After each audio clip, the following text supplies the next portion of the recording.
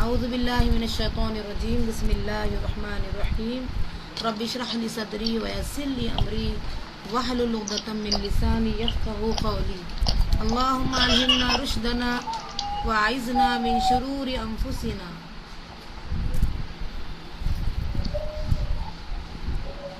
اپنی رائے سے قرآن مجید کی تفسیر کرنے کی سزا. قرآن مجید کے حوالے سے کوئی ایسی بات کہنا جو شریعت کا مطلوب اور منشا نہ ہو جہنم کا سزاوار بنا دیتا ہے.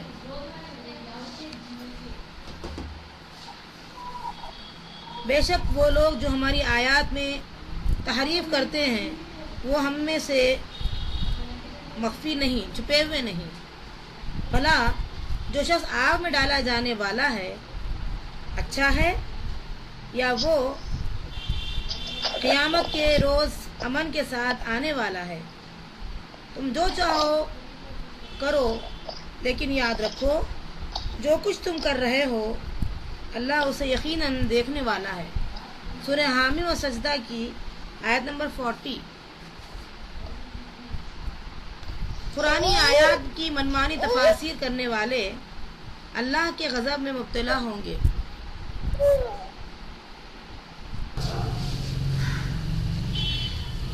وہ لوگ جو اللہ کی آیات میں جھگڑا کرتے ہیں بغیر اس کے کہ ان کے پاس کوئی دلیل آئی ہو، ان کا جھگڑا اللہ تعالیٰ کے نزدیک اور اہل ایمان کے نزدیک سخت غصہ دلانے والا ہے. اسی طرح اللہ تعالیٰ ہر متکبر و جبار کے دل پر ٹھپا لگا دیتا ہے. سورہ مؤمنون آیت نمبر 35. ان دو آیات میں اللہ رب العالمین نے اس بات کی وضاحت کر دی کہ اللہ تعالیٰ نے انسان کو قیامت کے روز امن کے ساتھ آنے کا موقع بھی اور جیسے وہ چاہے جو وہ چاہے کرے اس کا اختیار دیا. معلوم یہ ہوا کہ جو لوگ امن کے ساتھ آنا چاہتے ہیں اور اللہ کی دی ہوئی نعمتوں سے فائدہ اٹھاتے ہیں، خاص طور سے قرآن مجید کا جو معاملہ ہے اس کو پڑھ کر نبی اکرم صلی اللہ علیہ وسلم نے جتنی تفسیر کرنے کا حکم دیا ہے جیسے آپ نے بتائی ہے اسی کے مطابق عمل کیا اور لوگوں تک اتنا ہی پہنچایا، ہو بہو اپنی طرف سے منمانی نہیں کی، تو انشاءاللہ وہ کامیاب رہیں گے. یقیناً اللہ دیکھ رہا ہے کہ انسان کیا کر رہا ہے، اور اگر ایسا نہ کیا اس نے تو سورہ مومنون کی آیت نمبر 35 میں اللہ نے فرمایا کہ ہماری آیاتوں میں جھگڑا کرتے ہیں اور ان کے پاس کوئی دلیل بھی نہیں ہوتی ہے، کوئی پروف نہیں ہے ان کے پاس.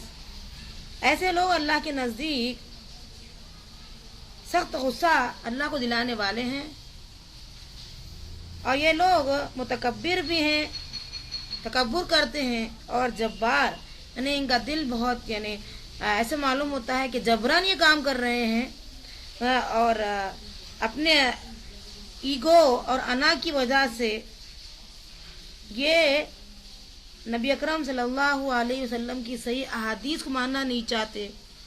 جب قرآن اور صحیح احادیث کی بات سامنے آ جائے تو اپنی بات ماننا اور اپنی بات کو پریفرنس دینا، یہ کیا ہے؟ ایگو ہے، یہ شرک کی طرف لے جاتا ہے. ایسے لوگوں کے دلوں پر اللہ تعالیٰ ٹھپا لگا دیتے ہیں، یعنی مہر لگا دیتے ہیں. اللہ تعالیٰ ہم سب کو بچائے رکھنا ایسے عمل سے. قرآن مجید کی جو اصل مدعا کو، اصل بات کو نظر انداز کر کے غلط معنی پہنانا، اسلاف کی تفسیر سے ہٹ کر نئے نئے نکات پیدا کرنا، یعنی جو صحابہ نے تفسیر اللہ کے رسول سنی اس سے ہٹ کر کے اپنی طرف سے نئے نئے نکات پیدا کرنا، سیاق و سباق سے الگ کر کے آیات کا مفہوم لینا. یعنی سیاق و سباق مینس جیسے اگر ہم آگے اور پیچھے کی آیات کو نہ رکھیں اور خالی میننگ بیچ کا ایک ٹکڑا لے کر میننگ کریں گے تو اس سے بھی جو ہے معنی غلط ہو سکتے ہیں.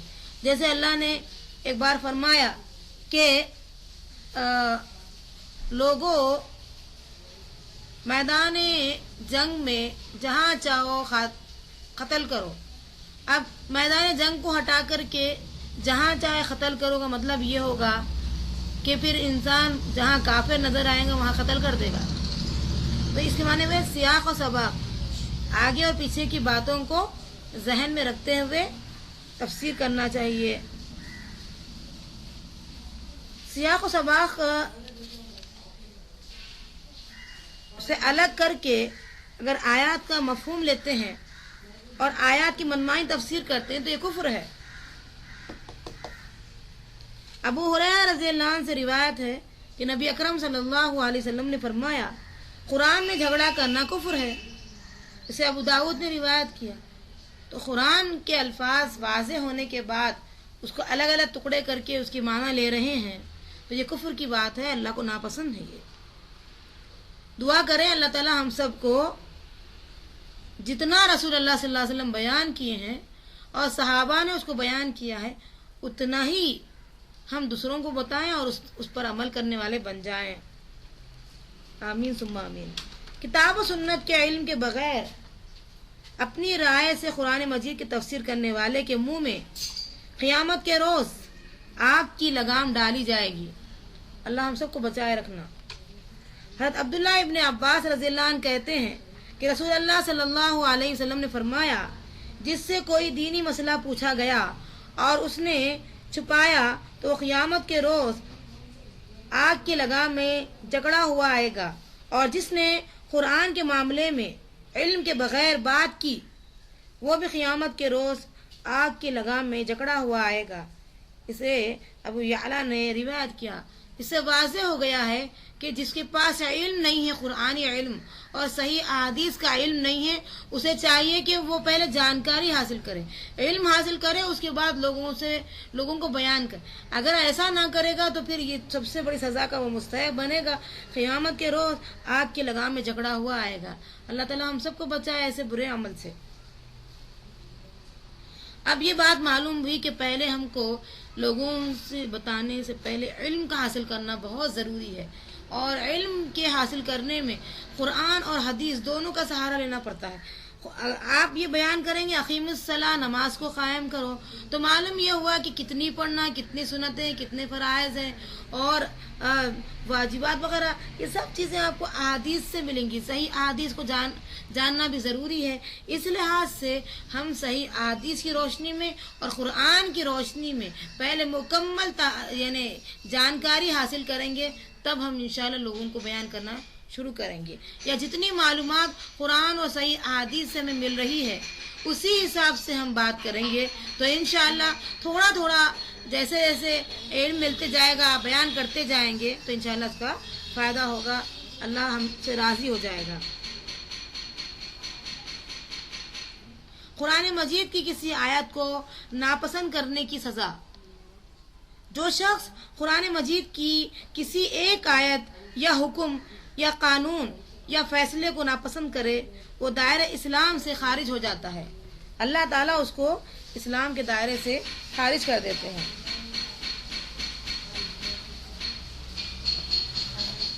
सूरह मोहम्मद सल्लल्लाहु अलैहि वसल्लम की आयत नंबर 8 और 9, इसमें अल्लाह ताला क्या फरमाते हैं?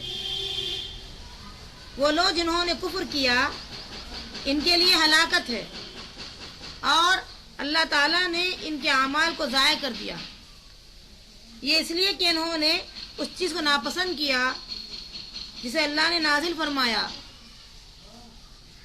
याद रहे कि कुरान मजीद की किसी एक आयत को नापसंद करना सारे कुरान को नापसंद करने के बराबर है। अल्लाह ताला से दुआ करें कि कोई हुक्म हो या कानून हो या फैसला हो, उसको नापसंद करना बहुत बुरा काम है, वो इस्लाम से खारिज होने वाला अमल है।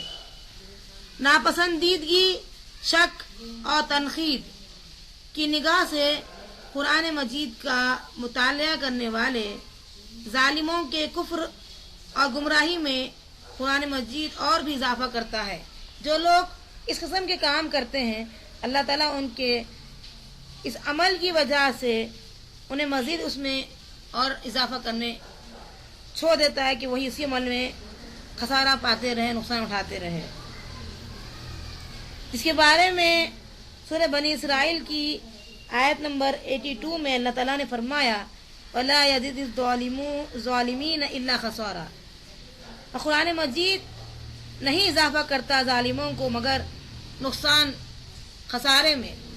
یعنی قرآن مجید ہی ایسی کتاب ہے جو اگر صحیح سمجھنے کی دعا کر کے، عمل کرنے کی دعا کر کے، لوگوں تک پہنچانے کی جو دعا کرتا ہے اور اس کے مطابق یعنی جیسے صحابہ نے اور اللہ کے رسول نے اس پر عمل کیا، ویسے عمل کی جانکاری حاصل کرنا چاہتا ہے، اس کو سیکھنا چاہتا ہے، ان کے لیے گھاٹا نہیں ہے، لیکن جو اس کے علاوہ ہے ان کے لیے گھاٹا ہے۔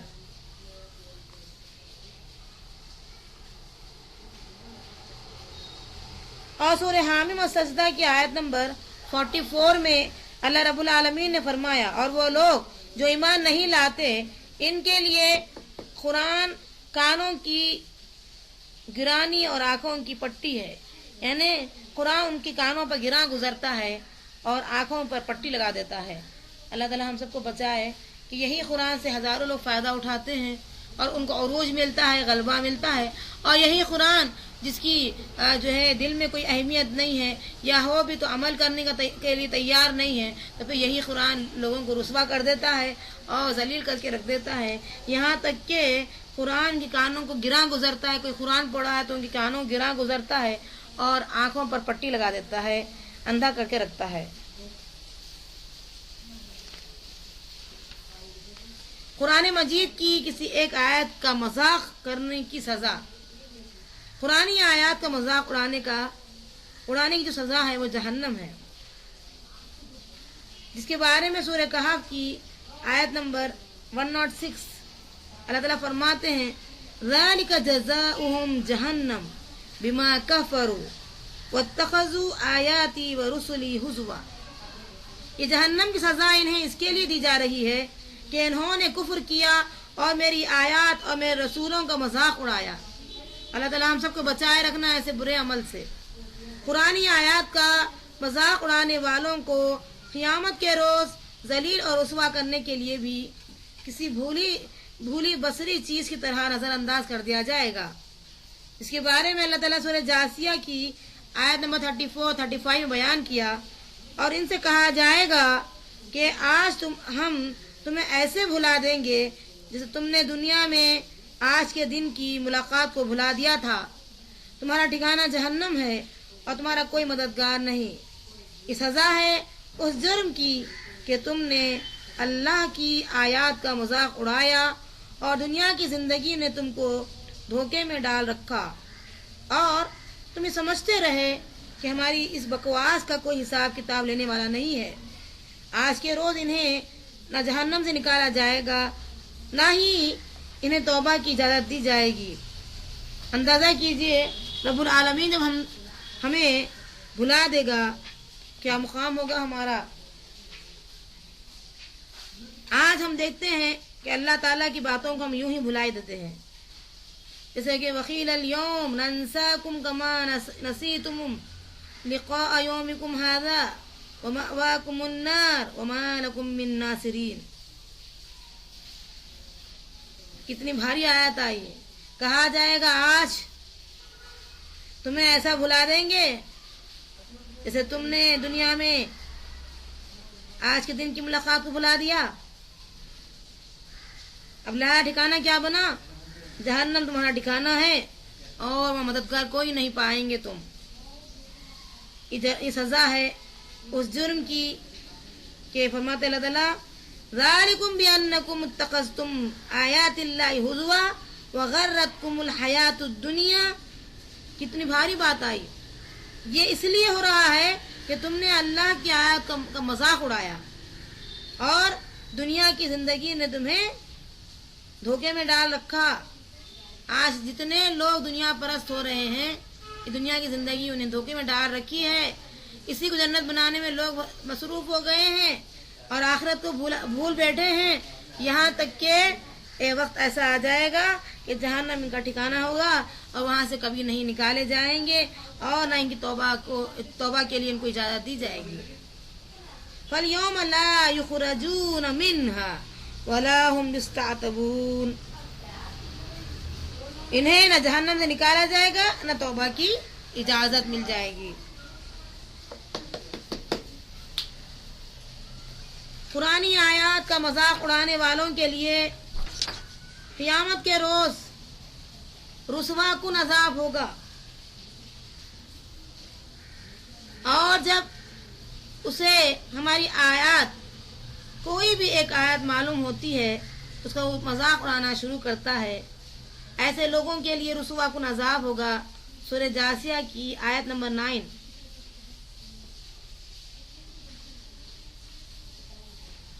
پرانی آیات کا مذاق اڑانے والوں کا دنیا اور آخرت میں بدترین انجام ہوگا. پھر جن لوگوں نے برائیاں کی آخرکار ان کا انجام بھی برا ہوگا. انہوں نے برائی کی، اللہ کی آیات کو جھٹلایا اور ان کا مذاق اڑایا. سورہ روم کی آیت نمبر 10. غور کریے، قرآن مجید کی کسی آیت کا استہزاء یا کسی حکم یا قانون یا فیصلے کا مذاق یا رسول اللہ صلی اللہ علیہ وسلم کی کسی حدیث یا حکم یا فیصلے کا مذاق یا رسول اللہ صلی اللہ علیہ وسلم کی کسی سنت کا مذاق، یہ سب باتیں اسی حکم میں آتی ہیں. سورہ لقمان کی آیت نمبر 6 میں اللہ فرماتے ہیں وَمِنَ النَّاسِ مَن يَشْتَرِي لَهْوَ الْحَدِيثِ لِيُضِلَّ عَن سَبِيلِ اللَّهِ بِغَيْرِ عِلْمٍ وَيَتَّخِذَهَا هُزُوًا أُولَٰئِكَ لَهُمْ عَذَابٌ مُّهِينٌ. اور لوگوں میں سے کوئی ایسا بھی ہے جو بیہودہ باتیں خریدتا ہے تاکہ لوگوں کو بغیر علم کے گمراہ کرے اور اللہ کی آیات و مذاق اڑائے. ایسے لوگوں کے لیے رسوا کن عذاب ہے. اللہ تعالی ہم سب کو بچائے رکھنا کہ جو لوگ بیہودہ باتیں خریدتے ہیں، مطلب یہ ہے کہ بنی اسرائیل میں کچھ لوگ ایسے ہی تھے کہ جو ہے اپنی مرضی سے فتوے دیا کرتے تھے اور بیکار کی باتیں پیسوں کی خاطر دنیا کمانے کی نیت سے غلط فتوے دیتے تھے، لوگوں کے دماغ کے حساب سے فتوے دیتے تھے. اور یہ لوگ اللہ تعالیٰ بتا دیا ہے اس دنیا کے اندر کہ ان کو جو ہے ان سے ہم ہر رکعت میں دعا کرتے ہیں اللہ تعالیٰ بچائے رکھنا. غیر المغضوب علیہم ولا الضالین، نہ صرف ان سے بچائے رکھنا ہم کو بلکہ جو حد سے آگے بڑھ کر نیکی سمجھ کر کرنے لگے. عیسائی لوگ جو نیکی سمجھ کر کے اپنے جانوں پر ظلم کیا، جس حق کو اللہ نے ان کے لیے رکھا اس کو اپنے لیے خامخواہ حرام کر لیا، حلال کو حرام، جائز کو ناجائز قرار دے دیا.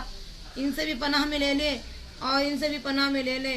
تو اللہ نے جو ضربت علیہم الذلۃ والمسکنہ وباءوا بغضب من اللہ، یہ جو باتیں آئی ہے اس سے اندازہ کیجئے کہ نبی اکرم صلی اللہ علیہ وسلم کیا فرماتے ہیں کہ یہ وہ لوگ ہیں جو ہے اللہ کے جو ہے غضب کے شکار بن چکے ہیں. یہ اصل میں اللہ تعالیٰ کے حلال کو حرام، حرام کو حلال قرار دیے، اس وجہ سے اللہ نے انہیں یہ مقام دیا.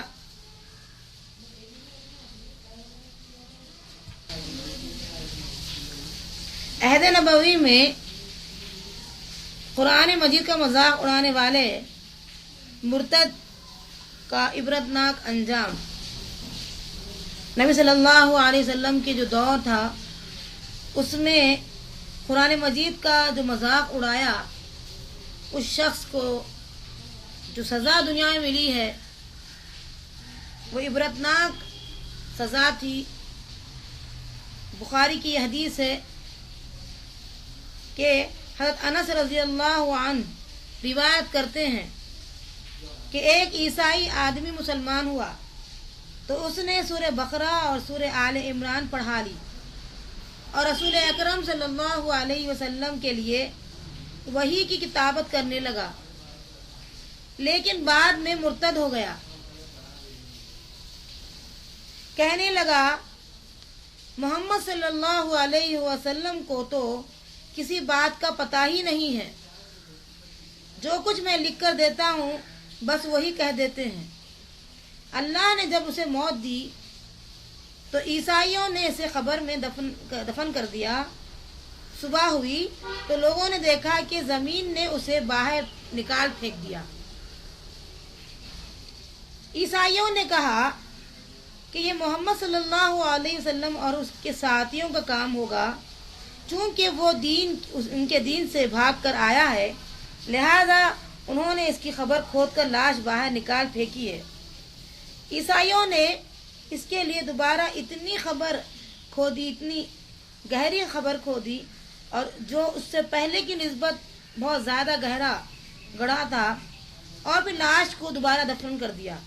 جب صبح ہوئی تو لوگوں نے دیکھا کہ زمین نے اسے پھر باہر نکال پھینک دیا۔ عیسائیوں نے پھر الزام لگایا کہ یہ محمد صلی اللہ علیہ وسلم اور ان کے ساتھیوں کا ہی کام ہے، چونکہ وہ دین سے بھاگ کر آیا ہے، لہٰذا انہوں نے اسی خبر کھود کر کے اس کی لاش کو باہر بار بار نکال پھینک رہے ہیں۔ عیسائیوں نے تیسری مرتبہ اس کے لیے خبر کھودی اور اتنی گہری بنائی جتنی گہری وہ بنا سکتے تھے۔ جب صبح ہوئی تو لوگوں نے دیکھا کہ زمین نے اسے پھر باہر نکال پھینک دیا۔ تب انہیں یقین ہو گیا کہ یہ مسلمانوں کا کام نہیں ہے بلکہ اللہ کا عذاب ہے، چنانچہ عیسائیوں نے اس کی لاش ایسے ہی چھوڑ دی۔ اسے بخاری نے روایت کیا۔ تو اس عبرتناک انجام سے یہ بات واضح ہوئی ہے کہ قرآن کا مذاق اڑانا، منمانی باتیں بیان کرنا، اپنی طرف سے تفسیر کرنا کیسے یہ برے کام ہے۔ اللہ ہم سب کو بچائے رکھنا۔ علم حاصل کیجئے، صحیح علم حاصل کیجئے، اس کا فائدہ یہ ہوگا کہ انشاءاللہ ہم شیطانی جو وسوسے ہیں، خیالات ہیں، فاسد جو سوچ اس نے بنائی ہے، طرح طرح سے اس نے جہنم میں داخل کرنے اور جنت سے نکالنے کی جو کوششیں آدم سے شروع کی ہے اور ان کے اولاد سے بھی کر رہا ہے، اس سے آپ الرٹ رہیے۔ اس سے اندازہ ہوگا کہ جب تک کہ ہمیں صحیح علم حاصل نہ ہو، تحقیق نہ ہو، اور اگر ہمارے پاس اتنا ہمارے بس کی بات نہیں ہے تو ان لوگوں سے جنہوں نے تحقیق کی ہے، محنتیں کی ہے اور باضابطگی سے انہوں نے اس فن سے جو ہے نبی اکرم صلی اللہ علیہ وسلم نے جو کیا ہے اور صحابہ نے جو سنا ہے، عمل کیا ہے، وہاں تک پہنچے، ان سے معلومات حاصل کیجئے، تو انشاءاللہ ایسا کرنے سے فائدہ ہوگا۔ کیونکہ ہم جب تک کہ صحیح علم حاصل نہیں کریں گے، صحیح عمل نہیں کر پائیں گے، اس سے ذاتی نقصان زیادہ ہوگا۔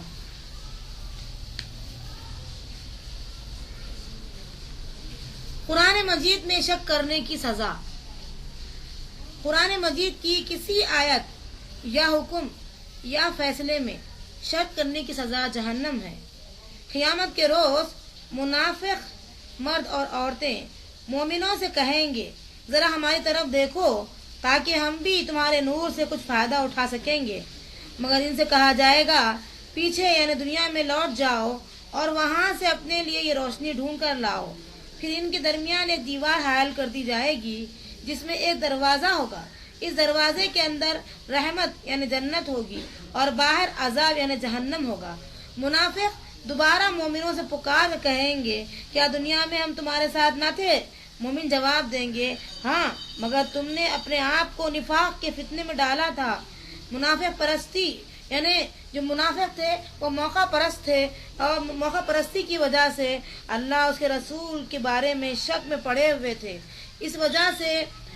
اور دوسرا جھوٹی توقعات یعنی اسلام مسلمانوں کو مٹانے کی جو کوششیں تم نے کی ہے، جو تمہیں فریب دی، دھوکہ دی، یہاں تک کہ اللہ تعالیٰ کا فیصلہ یعنی موت آ گیا، موت کا وقت آ گیا اور آخرکار وہ بڑا دھوکہ باز یعنی شیطان تمہیں اللہ کے معاملے میں دھوکہ دیتے رہا، لہذا آج نہ تم سے کوئی فدیہ قبول کیا جائے گا، نہ کافروں سے تمہارا یعنی کافروں سے بھی قبول نہیں کیا جائے گا اور تم سے بھی نہیں کیا جائے گا۔ تمہارا ٹھکانہ جہنم رہے گا، وہی جہنم تمہاری ساتھی ہے اور بدترین انجام کے اعتبار سے جگہ ہے۔ سورہ حدید کی آیت نمبر 13 سے لے کے 15 تک بیان کی گئی ہے۔ اس سے اندازہ کیجئے بدترین انجام ہوگا اور کیسا وقت ہوگا۔ قرآن مجید واضح کر رہا ہے کہ شک کرنے سے کیا مراد ہے۔ قرآن مجید جو نازل ہوا ہے وہ اللہ کی طرف سے ہوا، اس میں شک نہیں ہونا چاہیے۔ وہ اللہ کی طرف سے، بے شک وہ اللہ کی طرف سے نازل ہوا ہے۔ قرآن مجید جو واقعات بیان کیے ہیں ان کی صداقت میں شک نہیں ہونا چاہیے۔ قرآن مجید جو واقعات بیان کیا ہے وہ سچ ہے اس میں کوئی جھوٹ کا شبہ نہیں ہے۔ قرآن مجید جو احکام دیے گئے ہیں قرآن مجید کے اندر، ان میں انسانیت کی فلاح اور نجات ہونے کے بارے میں شک کرنا، یعنی جو لوگ یہ سمجھتے ہیں کہ قرآن مجید جو بیان کر رہا ہے انسانیت کی کامیابی ہے اس کے اندر اور نجات کا ذریعہ ہے، اس میں اگر اس کو شک آ گیا تو وہ بھی مراد ہے۔ توحید اور رسالت اور آخرت کے بارے میں جو عقائد بیان کیے گئے ہیں ان میں شک کرنا۔ قرآن جو کہہ رہا ہے توحید یہ ہے، ہاں محمد رسول اللہ صلی اللہ علیہ وسلم یہ ہے اور آخرت کا یہ معاملہ ہوگا، اس میں اگر شک کیا ہے تو وہ بھی اس کے جو زمرے میں آ جائے گا۔ قرآن مجید جو بیان کیے گئے معجزات کے بارے میں شک کرنا، جو بھی قرآن مجید معجزات بیان کیا ہے، جیسے جو ہے قرآن نے یہ کہا کہ اللہ نے موسیٰ علیہ السلام کو اسی سمندر میں جس میں کہ غرق کیا فرعون کو، وہ اسی سمندر سے نجات بھی دی موسیٰ علیہ السلام کو۔ یہ کئی معجزات اللہ نے دکھائے۔ ابراہیم علیہ السلام کو آگ ٹھنڈی کر دی گئی، ان کے اوپر آگ وغیرہ وغیرہ۔ کائنات کے بارے میں بیان کیے گئے ابدی حقائق، مثلا سورج ہے، چاند ہے اور دیگر سیاروں کی حرکت میں شک کرنا، یہ سب شامل ہو جاتے ہیں۔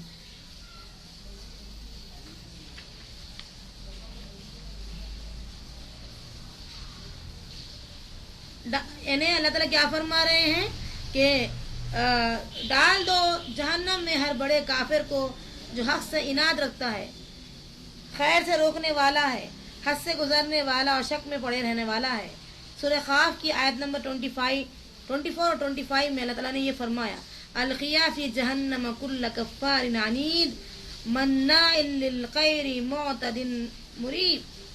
بڑی بھاری بات آ رہی ہے کہ ایسے لوگوں کو جہنم میں ڈال دو جو بڑے کافر ہیں، جو حق سے عناد رکھتے ہیں، دشمنی رکھتے ہیں اور خیر سے روکنے والے ہیں، حد سے گزرنے والے ہیں اور شک میں پڑے رہنے والے ہیں۔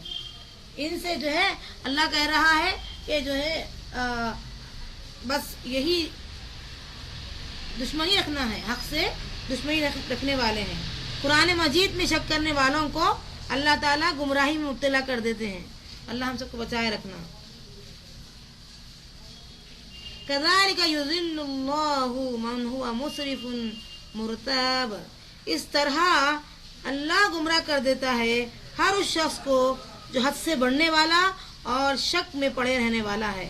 سورہ مومن کی آیت نمبر 34 میں اللہ نے وضاحت کر دی، ہر اس شخص کو جو ہے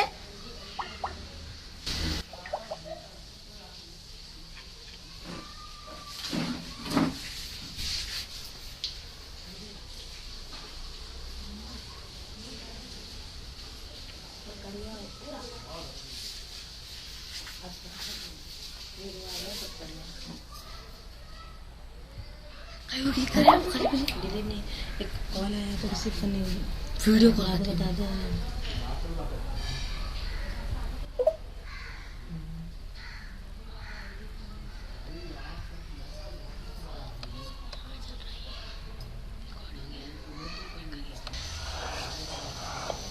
اسی طرح اللہ گمراہ کرتا ہے ہر اس شخص کو جو حد سے آگے بڑھنے والا اور شک میں پڑے رہنے والا ہے۔ سورہ مومن کی آیت نمبر 34۔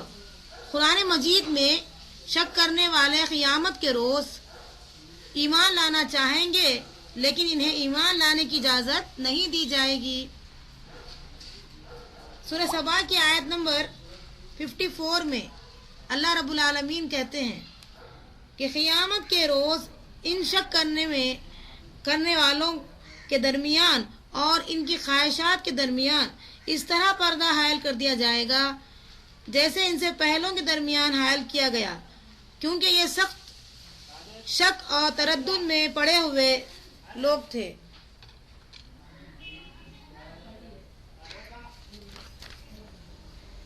دنیا میں قرآن مجید سے جو اعراض کر رہے ہیں دنیا میں ان کو سزا دی جائے گی۔ قرآن مجید سے اعراض کرنے والا دنیا میں تکلیف دہ زندگی بسر کرے گا۔ ومن اعرض عن ذکری فإن له معیشۃ ضنکا ونحشرہ یوم القیامۃ اعمی۔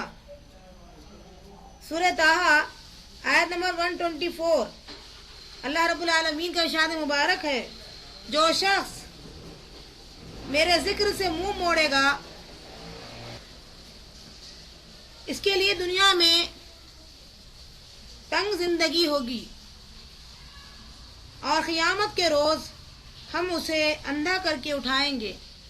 अल्लाह ताला हम सबको बचाए, क्योंकि इस दुनिया में हम इतनी बेहतरीन किताब से जो अपने आप को महरूम कर रहे हैं, या कुछ हिस्सा मानते हैं कुछ नहीं मानते हैं। या समझिए कि कुरान मजीद से एराज का मतलब ये है कि ईमान ना लाना भी, या ईमान लाने के बाद इसकी तिलावत न करना, इसके मुताबिक न चलना, कोशिश न करना, इस पर अमल न करना, से छोड़कर किसी दूसरी किताब को प्रेफरेंस देना, तरजीह देना, कुरान मजीद के मुताबिक फैसले न करना, इसकी तालीम और तदरीस और दावत तर्क कर देना, ये सभी चीज़ें एराज में शामिल है। ये तमाम चीज़ें एराज में शामिल है। अल्लाह हम सबको बचाए रखना इन तमाम गलत काम से। बाज़ अहले इल्म ने कुरान मजीद से अपने बीमारियों का इलाज न करना भी एराज में शामिल किया। जो शख्स जिस दर्जे का एराज करेगा उसे उसी दर्जे की सज़ा मिलेगी। और सूरह ज़ुखरुफ की आयत नंबर 36 और 37 में अल्लाह ताला ने फरमाया, वमन याशु अन ज़िक्रि रहमान नुक़य्यिद लहू शैताना फहुव लहू क़रीन व इन्नहुम लयसुद्दूनहुम अनिस सबील व यहसबून अन्नहुम मुहतदून। जो शख्स रहमान के जिक्र से गफलत बरतता है, हम इस पर एक शैतान मुसल्लत कर देते हैं और वो इसका साथी बन जाता है, और फिर वो शयातीन ऐसे लोगों को राह रास्त पर आने से रोकते हैं और वो अपनी जगह ये समझते हैं कि हम राह रास्त पर हैं। गौरतलब बात है कि हमारी गफलत का ये है कि शैतान मुसल्लत हो जाता है, पता नहीं चलता, वो साथी बन बैठता है, पता नहीं चलता, राह रास्त से हटाता है, पता नहीं चलता, और वो समझते हैं कि हम राह रास्त पर हैं, हालांकि वो राह रास्त पर नहीं है। अच्छी चीज़ बुरी, बुरी चीज़ अच्छी लगना, ये खुद जो है बुरे साथी शैतान की सोहबत का असर है। अल्लाह हम सबको बुरे अमल से, बुरे काम से बचाए रखना। कुरान मजीद से एराज करने वाले दुनिया में जलील और रुस्वा होंगे। कुरान मजीद से जो एराज कर रहे हैं, जो मुंह मोड़ रहे हैं, चाहे अमल करने में हो, चाहे पहुंचाने में हो, चाहे किसी और दर्जे का काम करने में हो, या पढ़ने पढ़ाने में हो, हर दिन अगर आप इस अमल को जारी रखेंगे, कुरान पढ़ने के अमल को, उसके मुताबिक ज़िंदगी गुजारने के तौर तरीक़े को और पहुंचाने के तरीक़े को आप जारी रखेंगे, इंशाअल्लाह अल्लाह ताला के रसूल सल्लल्लाहु अलैहि वसल्लम फरमाते हैं, अनस बिन मालिक कहते हैं, इब्न माजा की हदीस है कि अगर कम से कम रोज़ 10 आयतें पढ़ ली तो गोया के उसने इस दुनिया का सबसे ज़्यादा नफाबख्श हिस्सा पा लिया, सबसे ज़्यादा नफाबख्श हिस्सा पा लिया। 10 आयतें अगर सीख ली हैं, अमल की हैं, लोगों तक पहुंचाई हैं, तो अल्लाह ताला के हुक्म फजल से इंशाअल्लाह सुम्मा इंशाअल्लाह सबसे बेहतरीन नफा बख्श सौदा उसने हासिल कर लिया। अब हम जानने की कोशिश करेंगे बरज़ख में सज़ा। कुरान मजीद से एराज करने वालों को खबर में शदीद अजाब दिया जाएगा। हज़रत अनस रज़ी अल्लाह अन्हु से रिवायत है कि नबी अकरम सल्लल्लाहु अलैहि वसल्लम ने फरमाया, जब बंदा कब्र में दफन किया जाता है और उसके साथी वापस पलटते हैं तो वह इनके जूतियों की आवाज़ सुनता है। इनके पास 2 फरिश्ते आते हैं, उसे बिठाते हैं और पूछते हैं, तो उस आदमी के बारे में क्या कहता है, यानी मोहम्मद सल्लल्लाहु अलैहि वसल्लम के बारे में। बंदा कहता है, मैं गवाही देता हूँ कि वह अल्लाह के बंदे हैं और उसके रसूल हैं। फिर उसे कहा जाता है, देख जहन्नम में तेरी जगह ये थी, جس کے بدلے میں اللہ نے تجھے جنت میں جگہ عنایت فرما دی، چنانچہ وہ اپنے دونوں ٹھکانے دیکھ لیتا ہے۔ اور کافر یا منافق ہو، منکر نکیر کے جواب میں کہتا ہے مجھے معلوم نہیں محمد صلی اللہ علیہ وسلم کون ہے، میں وہی جو کچھ کہتا ہوں جو لوگ کہتے ہیں۔ چنانچہ سے کہا جاتا ہے تو نے سمجھا نہ پڑھا، مطلب قرآن و حدیث۔ پھر اس کے دونوں کانوں کے درمیان لوہے کے ہتھوڑے سے مارا جاتا ہے اور وہ بری طرح چیخ اٹھتا ہے۔ اس کی آواز جن اور انس یعنی انسان کے علاوہ اس کے پاس والی ساری مخلوق سنتی ہے۔ اسے بخاری نے روایت کیا۔ معلوم یہ ہوا کہ قبر میں بھی یہ معاملہ ہوگا، اور انشاءاللہ ہم اس کے بعد کئی اور حدیثوں میں پڑھنے کی کوشش کریں گے کہ جب پوچھا جائے گا کہ تجھے اس سوال کا جواب دینے کی سکت کہاں سے ملی، کیسے تجھے سوال کا جواب دینے کو پتہ چلا ہے، تو کہے گا کہ میں نے قرآن کا جو علم حاصل کیا اس بنیاد پر میں جواب دے رہا ہوں۔ آخرت میں جو سزا ملنے والی ہے وہ یہی ہے۔ ایک تو ہم برزخ کے معاملے میں بتائیں گے کہ ما یدریک، اللہ کے فرشتے پوچھیں گے تمہیں کیسے پتا چلا کہ تم جو ہے اس طریقے سے سوالات کے جوابات دے رہے ہو، من ربک ما دینک من نبیک، تو وہ بولے گا قرأت کتاب اللہ وآمنت بہ وصدقتہ، میں نے جو ہے اللہ کی کتاب پڑھی، اس پر ایمان لایا، یعنی پورا عمل کر کے دکھایا یقینی طور پر، اور میں اس کو سچ کر کے دکھا دیا، اس وجہ سے اللہ نے مجھے سکت عطا کی ہے کہ میں سوال کے جوابات دے رہا ہوں۔ اور جو شخص قرآن سے اعراض کر لیا، منہ موڑ لیا اور قرآن کے لیے کوئی اہتمام نہیں کیا، اپنی روح کی غذا نہیں تیار کی اور اپنے خبر کی زندگی کو امن کی جگہ نہیں بنائی، قرآن سے اس نے استفادہ نہیں کیا، نہ لوگوں کو فائدہ دیا، تو ایسے شخص کو سے جو ہے جب سوالات کے جوابات ہوں گے تو اس صورت میں اسے یہ کہا جائے گا کہ وہ جواب نہیں دے پائے گا تو لا دریتا ولا تلیتا، نہ تو میں نے پڑھا نہ سمجھنے کی کوشش کی۔ اللہ تعالی ہم سب کو بچائے رکھنا، کتنا برا انجام ہوگا ہمارا۔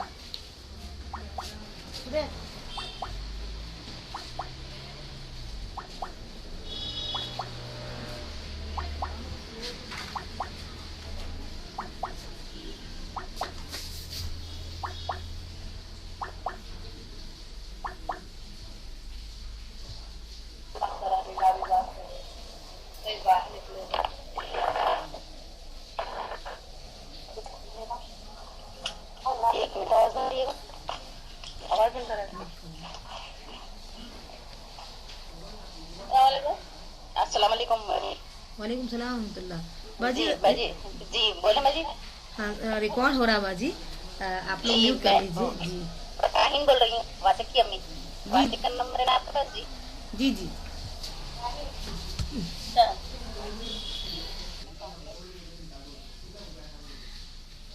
آخرت میں جو سزا ملے گی وہ یہی ہے کہ قرآن مجید سے اعراض کرنے والے اپنی خبروں سے اس حال میں اٹھیں گے کہ ان کی آنکھیں خوف اور دہشت سے پھترائی ہوئی ہوں گی، اور جو اس قرآن سے منہ موڑے گا وہ قیامت کے روز سخت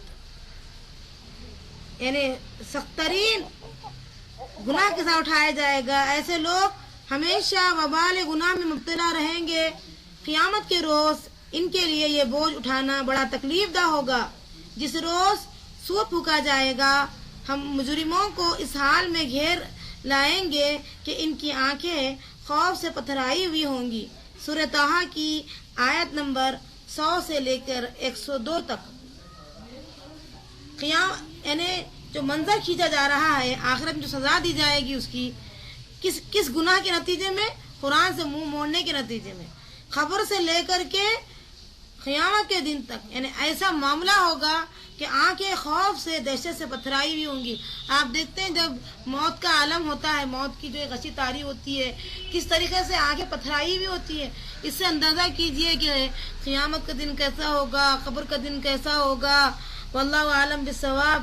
بہرحال اللہ تعالی ہم سب کو مشکلات سے نجات دے، اور قرآن سے جو ہم نے اب تک منہ موڑا ہے اللہ معاف فرما، ہمیں توفیق دے کہ ہم ہر دن اس کا اہتمام کرنے والے بن جائیں، اس کے مطابق زندگی گزارنے والے بن جائیں، اور لوگوں تک پہنچانے کے لیے ہمہ تن ہمہ وقت کوشاں رہیں۔ قرآن مجید سے اعراض کرنے والے بعض لوگوں کو اپنی خبر سے اندھا کر کے اٹھایا جائے گا۔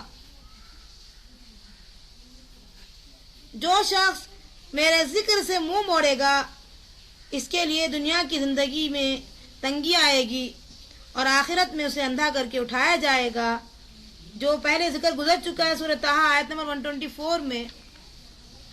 اور جو شخص اس دنیا میں قرآن سے اندھا بن کر رہے گا وہ آخرت میں بھی اندھا ہی رہے گا، بلکہ راستہ پانے میں اندھوں سے بھی گئے گزرا ہوگا۔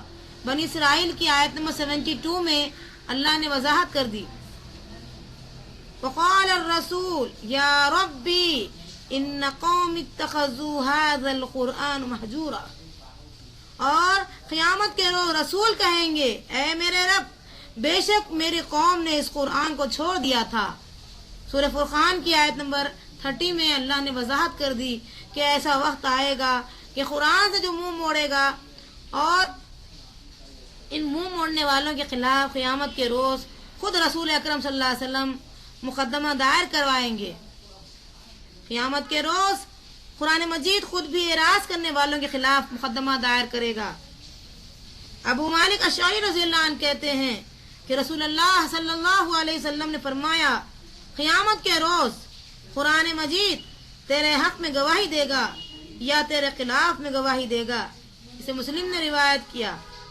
بہت بڑی بات آئی ہے، القرآن حجت لک او علیک، مسلم کی جو ہے حدیث ہے، کہتے ہیں کہ یہی قرآن ہے جو قیامت کے دن تیرے حق میں گواہی دے گا یا تیرے خلاف میں گواہی دے گا۔ اللہ تعالی ہم سب کو بچائے رکھنا۔ آج بھی ہمارے ہوش ٹھکانے آ جائیں گے تو ہم قرآن سے یہ غفلت نہیں برتیں گے۔ جیسے اور بھی مزید قرآن میں کئی آیتیں اس تعلق سے آئی، من اغفلنا قلبہ عن ذکرنا، ان کے دل تو غافل ہو چکے ہمارے ذکر سے، اور جگہ جگہ ایسی آیتیں بہت سی آئی ہیں۔ اس سے اندازہ کیجئے کہ اتنی بہترین کتاب سے ہمارا یہ معاملہ غفلت کا ہمیں کس طریقے سے بدترین مقام پر لے جا کر پہنچا رہا ہے۔ اور یہ تمام جو ابھی آیتیں آپ کے سامنے بیان کی گئی ہیں، اعراض سے متعلق بات کہی گئی ہے کہ منہ موڑنا، یہ سب کیا ہے؟ شیطان کو اپنے اوپر مسلط کرنے والا عمل ہے، شیطان کے قرین بننے والا عمل ہے، ساتھی، برا ساتھی۔ یہ جو ہے اللہ کے احکامات کو غلط ثابت کراتا ہے اور منہ موڑنے پر مجبور کرتا ہے، اور برے کو حق سمجھاتا ہے۔ یہ جو کانوں میں وہ پھونک مارتا ہے، اور آپ کو پتا ہے کئی حدیثیں ایسی بیان کی گئی ہیں کہ لوگ جب قرآن پڑھتے ہیں تو خود بخود نیند بھی، یعنی وہ غفلت کی جو نیند ان پر پڑ جاتی ہے، سمجھنا نہیں چاہتے ہیں، بس انہوں نے اس قرآن سے 4 کام شروع کر لیے۔ ایک، قسم کے لیے اس قرآن کو پکڑ لیتے ہیں جبکہ ایسا نہیں کرنا چاہیے۔ دوسرے یہ کہ اس کو طاق میں سجا کر رکھ دیتے ہیں، اترتا ہی نہیں قرآن، اگر اترتا ہے تو مردوں میں پڑھنے کے لیے اترتا ہے، جبکہ قرآن کہتا ہے افعلوا الخیر، نیکی کے کام کرو۔ اب کیا مردہ کام کرے گا نیکی کا؟ کس طریقے سے غفلت، یہ شیطانی ہتھ کنڈے، یہ شیطانی سوچ انسان کو کہاں تک لے کر جاتی ہے، یہاں تک کہ وہ عذاب کا مستحق بن جاتا ہے، نہ اس کی توبہ قبول کی جاتی ہے، نہ کوئی ساتھی اس کو پناہ دے سکتا ہے اللہ کے مقابلے میں، اور اس دنیا میں بھی اس کے لیے رسوائی ہے اور ذلت ہے، یہاں تک کہ اللہ تعالیٰ اس کو سکون جیسی نعمت سے ہمیشہ کے لیے محروم کر دیتے ہیں۔ جو قرآن سے منہ موڑ لیا، ایک آیت سے منہ موڑا تب بھی وہی ہے، پوری آیتوں سے منہ موڑا تب بھی وہی ہے، اور چونکہ وہ اس دنیا میں آنکھ کا استعمال نہیں کیا، قرآن کو پڑھا نہیں اور سیکھنے کا انتظام نہیں کیا، اللہ نے اتنی سہولتیں بخشی تھی، اسے وہ جو ہے سہولتوں سے فائدہ نہیں اٹھایا، جس کے نتیجے میں اللہ تعالیٰ اس کو اندھا کر کے اٹھائیں گے قیامت کے دن۔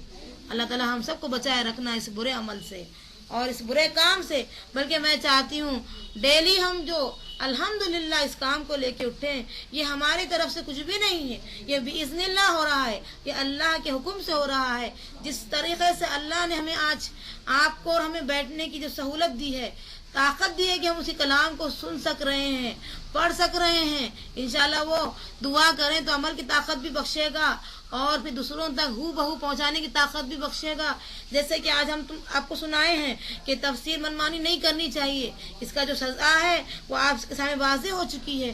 اسی طریقے سے آپ کو تمام تر جو باتیں وضاحت کے ساتھ، یعنی جو مذاق اڑایا، عمل نہیں کیا، منہ موڑا، تو اس کا جو انجام ہوگا خبر کی زندگی میں، دنیا کی زندگی میں، آخرت کی زندگی میں، یہ ساری چیزیں وضاحت کر دی گئی. اب ہم اس سے کسی وقت بھی غفلت نہیں برتیں گے، ہماری اولاد کے لیے بھی انتظام کریں گے.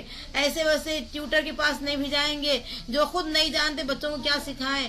ہم سمجھتے ہیں 15 منٹ کے جو ہے تجوید کی کلاس میں یا اس طریقے سے بچے کو پورا دن ماڈرن ایجوکیشن میں لگائیں گے، 10-15 منٹ یا مغرب سے عشاء تک ایسا وقت جو ہے قرآن کی لگا دیں گے، حق ادا ہوتا. ایسا ہرگز حق ادا نہیں ہوتا. یہی بچے ہمارے خلاف کل کو گواہی دیں گے. اے ہمارے رب، یہ ہمارے ماں باپ ہیں جنہوں نے دنیا کی تعلیم کے لیے ہزار روپے ہم پر لٹا دیے، ہمارے لیے ایسی ایسی محنتیں کی، لیکن قرآن علم سے انہوں نے ہمیں فائدہ نہیں پہنچایا. لہٰذا انہیں مجرم بنا کر جہنم میں ڈھکیل دیا جائے، کیونکہ اس کے ذمہ دار اصل ہمارے ماں باپ ہیں. ایسا وقت نہ ہے، کیونکہ ایک ایسا واقعہ ہوا ہے اس دور کے اندر کہ ایک لڑکا اپنے باپ کی موت پر اتنا رو رہا تھا اور کچھ الگ انداز کا کام کر رہا تھا. تو لوگوں نے پوچھا یہ کیا ہو رہا ہے، یہ کیوں کر رہے ہیں؟ تو اس نے کہا میں اپنی باپ کی موت سے زیادہ میں اس عمل پہ رو رہا ہوں کہ انہوں نے ہمارے لیے کچھ ایسے تعلیم کا بندوبست ہی نہیں کیا کہ ہم ان کی مغفرت کی دعا کر سکے. افسوس طلب بات ہے آج ہم کتنا غفلت برت رہے ہیں، اپنی اولاد کو کتنی دور کر دیے قرآن سے، جبکہ اس قرآن کے ذریعے سے ہمیں غلبہ اور عروج دیا جائے گا. اس قرآن کے ذریعے سے اس دنیا میں ہمیں کامیابی بخشی جائے گی. اس قرآن سے ہمیں قبر کے اندر انشاءاللہ، ایسے ہم ابھی آپ کو سنائے ہیں، قرأت کتاب اللہ وآمنت بہ وصدقت. ہم نے اللہ تعالیٰ کے فضل و کرم سے یہ الفاظ بولنے کی ہمارے اندر طاقت آ جائے گی قبر کے اندر کہ میں یہ سارے سوالات کے جوابات اس طریقے سے جو دے سک رہا ہوں. الحمدللہ اللہ کے فضل و کرم سے میں قرآن کو پڑھتا تھا ہر دن اور پھر اس کے مطابق چلتا تھا اور اپنے عمل سے ثبوت دے چکا تھا کہ یہی واحد کتاب ہے، اس کے بغیر، اس کے اوپر عمل کیے بغیر میری زندگی ممکن نہیں. یہ جو انداز تھا، یہ بولنے کی جو سکت اور طاقت کب ہو سکتی ہے؟ جب ہم پورے طریقے سے اس کے مطابق چلنے والے بنے، قرآن کی تقاضوں کو پورے کرنے والے بنے. قرآن اللہ کی کتاب ہے، لہذا پڑھنے والی کتاب، بارہ پڑھنے والی کتاب قرآن کہتے ہیں. اس قرآن کو پڑھنا پہلا تقاضا ہے جس کو کہتے ہیں قرأت کرنا. دوسرا تقاضا ہے اس کی تلاوت کرنا، اس کو فالو کرنا. تیسرا تقاضا ہے تدبر کرنا، اپنے مسائل کا حل ڈھونڈنا، تلاش کرنا اس قرآن کے ذریعے. اور پھر چوتھا تقاضا ہے تبلیغ کرنا. یہ چار جو تقاضے ہم اس کا جو حق ادا کریں گے تقاضوں کا، تو انشاءاللہ امید ہے کامیابی لکھی جائے گی انشاءاللہ دنیا و آخرت میں. اللہ تعالیٰ آپ کو مجھے صحیح عمل کی توفیق عطا فرما. اپنی اولاد کے بارے میں جو ہم نے اب تک غفلت کی ہمیں معاف فرما، اور ہمیں آج بھی موقع ہے کہ ہم بہتر سے بہتر اعلیٰ سے اعلیٰ اساتذہ کو رکھ کر ترجمے کی، تفسیر کی اور پھر صحیح احادیث کی روشنی میں وہ زندگی گزارنے والے وہ تمام احکامات اور فرائض، واجبات، نوافل، سنن ہر چیز سے واقف کرا سکے، ایسی توفیق ہمیں عطا فرما. واخر الدعوانا الحمدللہ رب العالمین.